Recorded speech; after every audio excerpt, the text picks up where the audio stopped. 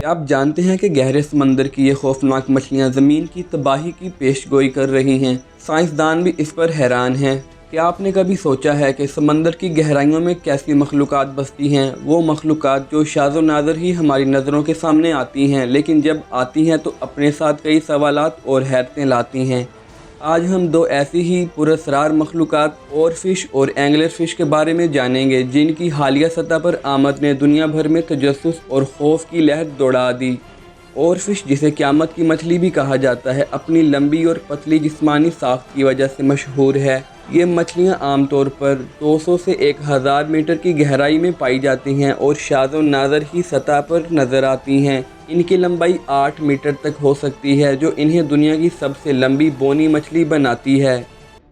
ये है कि इतिहास में जब भी ये मछली समुद्र के ऊपर दिखाई दी गई तब हर बार तबाही आई थी, जिसके कारण इसे अपना फेमस नाम डूम्सडे फिश भी मिला है। अमेरिकन नेवी के द्वारा इस ओर फिश को देखे जाने के बाद भी कुछ ऐसा ही हुआ।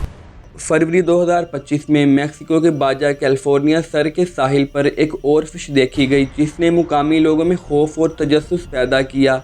ये मछलियाँ आमतौर पर गहरे समंदर में रहती हैं और इनका सतह पर आना गैर मामूली वाक़या समझा जाता है। कुछ सकाफ़तों में ख़ास तौर पर जापान में और फिश की सतह पर आमद को ज़ल्ज़लों और सुनामी जैसी कुदरती आफात की पेशगोई समझा जाता है। 2011 के तबाहकुन ज़ल्ज़ले से कबल जापान के साहिलों पर मुतअद्दिद और फिश देखी गई थी, जिससे ये नज़रिया मज़ीद मजबूत हुआ। एंगलर फिश ख़ास तौर पर ब्लैक सी डेविल अपनी खौफनाक शक्ल और शिकार के मुनफरिद तरीके की वजह से जानी जाती है। इसके सर पर मौजूद बायोलोमिनेसेंट लोरी शिकार को अपनी तरफ मतवज्जा करने के लिए इस्तेमाल होती है। ये मछलियाँ आमतौर पर गहरे समंदर की तारीकी में पाई जाती हैं, जहां रोशनी ना होने के बराबर होती है। हालिया दिनों में कैनरी जज़ायर के करीब एक एंगलर फिश की सतह पर आमद ने सोशल मीडिया पर हलचल मचा दी। इस गैर मामूली वाक़ये ने लोगों को हैरत और जज्बाती रद्द-ए-अमल के तौर पर मजबूर किया, क्योंकि ये समुद्र में हजारों फीट की गहराई में रहती है। ये ओशियन की इतनी ज्यादा गहराई में रहती है जहां पर सूरज की किरणें तक नहीं पहुंच पाती, और ऐसे अंधेरे में सरवाइव करने के लिए इस फिश के पास अपनी खुद की एक इल्यूमिनेटिंग लाइट होती है, जो कि इसके माथे पर चमकती रहती है।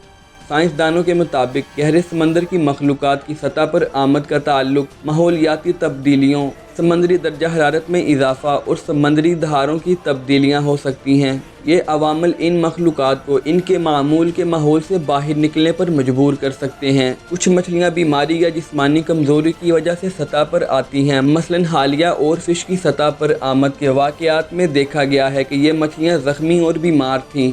बायोलोमिनेसेंस यानी जानदारों का खुद रोशनी पैदा करना गहरे समंदर की मखलूक़ात में आम है। ये खुसूसियत उन्हें शिकार करने, शिकारियों से बचने और साथियों को मतवज्जा करने पर मदद देती है।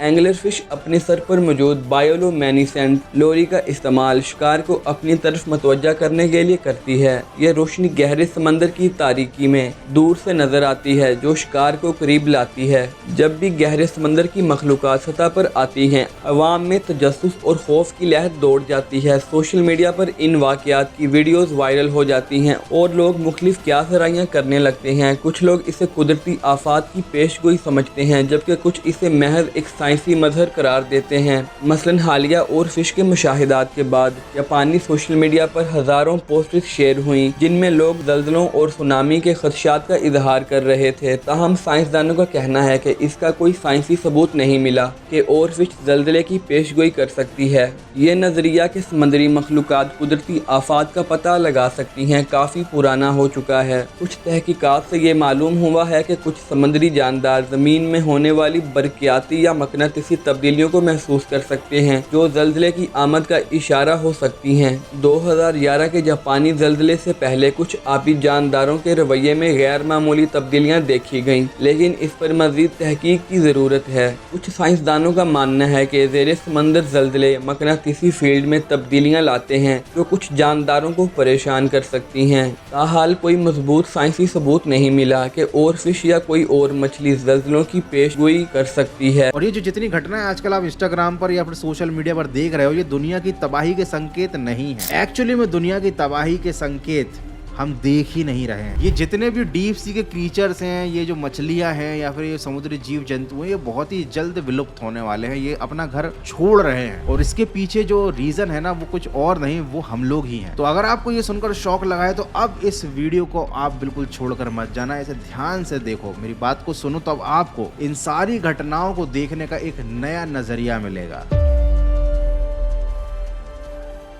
पिछले कुछ दशकों में समुद्र का जो तट है उसका तापमान बहुत ज्यादा बढ़ा है due to pollution and global warming, जिसकी वजह से डीप सी में रहने वाले क्रीचर्स का पूरा इकोसिस्टम बर्बाद सा होता जा रहा है। और केवल यही एक प्रॉब्लम नहीं है, समुद्र के अंदर ध्वनि प्रदूषण भी बहुत ज्यादा बढ़ चुका है। एंड ये सुनकर शायद आपको अजीब लग रहा होगा, आप सोच रहे हो गौरव भाई समुद्र की गहराई में नॉइस पोल्यूशन कहाँ से आ गया? तो जो दुनिया भर की नौसेनाएं हैं जो पानी के अंदर अपनी पनडुब्बियां सबमरीन्स लेकर घूम रही हैं, अलग अलग सोनार और राडार के सिस्टम्स यूज किए जाते हैं। यहाँ पर तरह तरीके की वेव्स पानी में छोड़ी जाती हैं, तरह तरीके के सिग्नल्स छोड़े जाते हैं। इनकी वजह से समुद्र की गहराई में नॉइस पोल्यूशन या तो कहें ध्वनि का प्रदूषण बहुत ज्यादा बढ़ चुका है। इन सभी टेक्नोलॉजी के इस्तेमाल होने की वजह से समुद्र के अंदर के जीव काफी ज्यादा भ्रमित हो जाते हैं, ये अपनी दिशा भटक जाते हैं, अपने इलाकों को छोड़कर ये तट पर आने लगते हैं। और आपको तो ये मालूम ही होगा कि प्लास्टिक का जो पोल्यूशन है वो केवल नदियों तक सीमित नहीं रह गया है। ये जो प्लास्टिक है ये कभी खत्म नहीं होता, नदी नालों से होता हुआ ये समुद्र में आ जाता है और धीरे धीरे ये समुद्र के तल में जमा होता जाता है। और इसकी वजह से भी